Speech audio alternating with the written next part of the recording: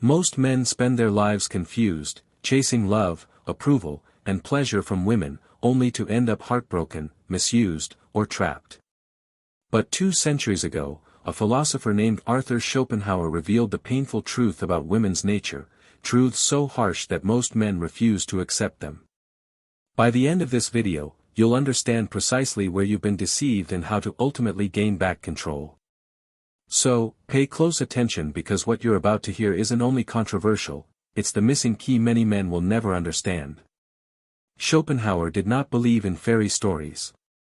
He saw love for what it truly is, not a spiritual connection, not destiny, but a natural trick, a brutal illusion created by nature for one reason, reproduction.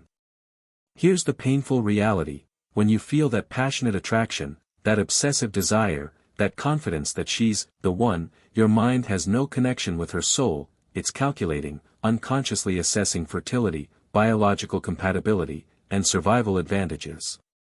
And women? Their attraction functions in the same way, just with different priorities. Schopenhauer said, "Love is the ultimate purpose of almost every human effort. It is more essential than anything else in life." But he didn't mean that romantically. He meant it as a trap, a temporary chemical high that vanishes as soon as it fulfills its purpose.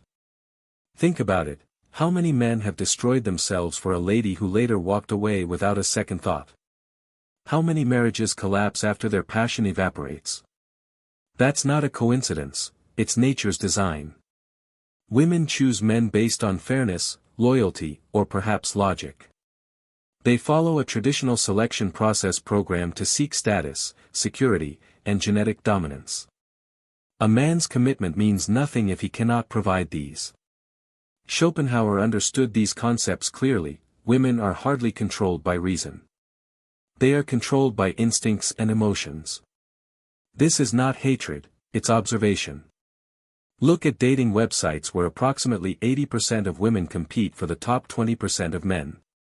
Just look at divorce courts, where dedication is rewarded with financial devastation. Look at history, where kings died for mistresses who betrayed them. This trend doesn't change since biology itself doesn't change. Many men think love is mutual, that if they sacrifice enough, invest enough, and prove their value, they will be rewarded. But Schopenhauer warned, to be loved, you must not be just, but smart. Women don't fall for attractiveness, they fall for strength, not just physical, but social, financial, and emotional. This is why the decent man finishes last, not because he's worthless, but because he misunderstands the dynamics of the game. He believes love is gained through service. Women, by nature, are attracted to men who don't need to serve. Have you ever noticed how women lose interest the moment they have found a man? How does the chase turn around? Schopenhauer called it the tragedy of possession. The excitement is not in having, it's in conquering. Once the conquest has ended, biology moves on. That's why men who try too hard, who make her the center of their lives, eventually watch her walk away.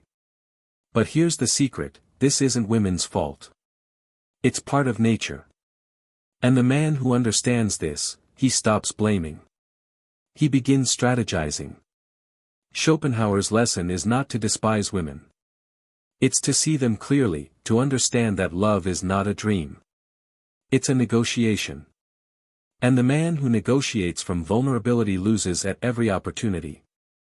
But this is just the starting point, because the next reality is even darker. It explains why today's men are being outplayed in every realm and how to flip the script. Stay with me because what comes next is where many men realize they've been played their entire lives. Schopenhauer saw what many men nowadays still refuse to accept: the laws of attraction are not fair. They are not logical. And they definitely are not in your favor. While today's society preaches equality, biology works on a different set of rules. And the man who overlooks this, he's already lost. Here's the harsh truth. Women possess the ultimate power in relationships, not because they are cruel, but because nature created them to be decision-makers. Schopenhauer put it clearly: women are well suited to being the nurses and teachers of our childhood by the very fact that they themselves are childish and short-sighted. He was not rude to them. He was showing the honest truth. A woman's youth and attractiveness are her currency, and she naturally knows how to spend them. Look around. The average guy today is drowning in a dilemma. He's told to be emotionally weak while women still crave dominance. He's shamed for wanting conventional masculinity while powerful alphas still dominate dating websites.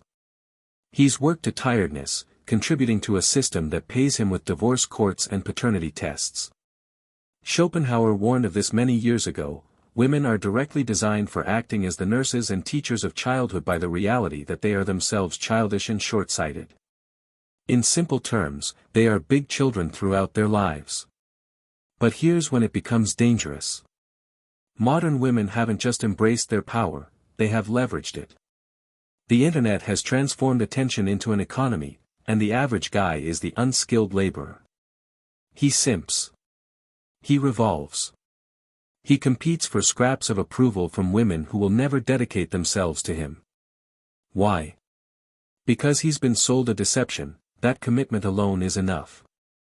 Schopenhauer realized the trap long before dating websites and admired Me Too. Women are deliberately trained to be incapable of true love. This sounds cruel until you understand what he meant. Female love is conditional. It's connected to a utility. A man isn't valued for who he is but for what he offers. The instant he stops providing, the love disappears. This is not skepticism, it's survival. Women have a tendency to seek the best possible partner. If a man stays stagnant, she will dislike him. If he falls behind, she will replace him. And today's society? It cheers her on. Schopenhauer categorized people into two categories, the ones who serve and the ones who are served. The beta male exhausts himself trying to prove his value. The alpha male commands value easily. One asks for loyalty. The other stimulates obsession. You witness it everywhere. The office employee who sacrifices his health for a promotion, expecting it will make his wife appreciate him again.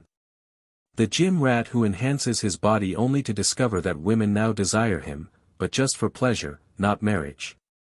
The fool who spends his money on a woman who will ghost him the moment a higher status man arrives. These men are not victims, they are volunteers. But Schopenhauer didn't only identify the problem. He gave the solution. The first law of survival is to perceive the world as it is, not as you desire it to be. The man who flourishes now isn't the one who remains attached to outdated romanticism. It's the person who masters the game. And the final reality? The game is compromised, but only if you are playing by the wrong regulations. This is when most men lose hope, since the next reality is the hardest to accept. It's not about women. It's about you. And the instant you face it, everything shifts. Schopenhauer discovered a painful reality that modern psychology now recognizes. Women don't compete like men do. They don't challenge you directly. They don't use their power where you can see it. Their greatest arsenal is hidden, instinctual, and devastatingly effective, mental influence. While men battle with fists or arguments, women engage through perception. They don't win. They manipulate the truth itself. Imagine this: whenever a man wants something, he demands it. Whenever a woman wants something, she makes you feel it was your idea. Schopenhauer understood this well. Women are adapted to a sedentary lifestyle by their lack of physical strength and to caring for children by their natural propensity. Therefore, they live more in the present than men. But this current moment's focus provides them a risky advantage. They read micro-expressions, tone changes, and interactions with others with near supernatural accuracy. A man believes he's having a conversation. A woman is conducting an interrogation. Modern men believe they are in charge of their relationships. They're wrong. From the first date up to the divorce papers, women direct the interaction through discrete tests. Many men fail without knowing it. The compliance test: how fast you rearrange your plan for her. The framing test: whether you maintain your ground or succumb to her emotions. The investing test, when you chase more than she does. Schopenhauer warned, women are naturally manipulative and have a natural capacity for deception. This is not evil, it's evolutionary programming. In a society where physical strength didn't guarantee survival, mental strength became the ultimate currency. The woman who couldn't manage male psychology didn't pass on her genes. Here's when most men walk impulsively into the trap: they mistake a woman's attention for real interest.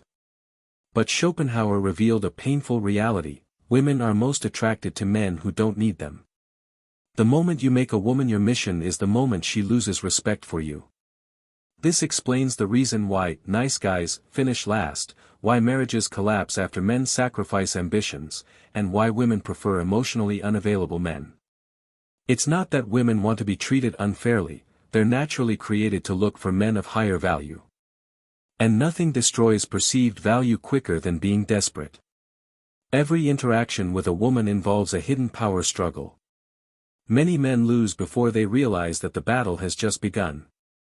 She cries to avoid responsibility. She withholds love to train conformity. She flirts with others to test your trust. Schopenhauer called this the oppression of the weak. Women use their perceived weakness to manipulate stronger adversaries. A man who succumbs to it becomes a slave. A man who understands it becomes unstoppable. But there's hope. Schopenhauer's greatest liberating insight is this: the first step to liberation is to see the chains. The moment you understand female nature isn't personal, it's natural, you'll stop taking it personally. You stop begging for loyalty and begin inspiring it.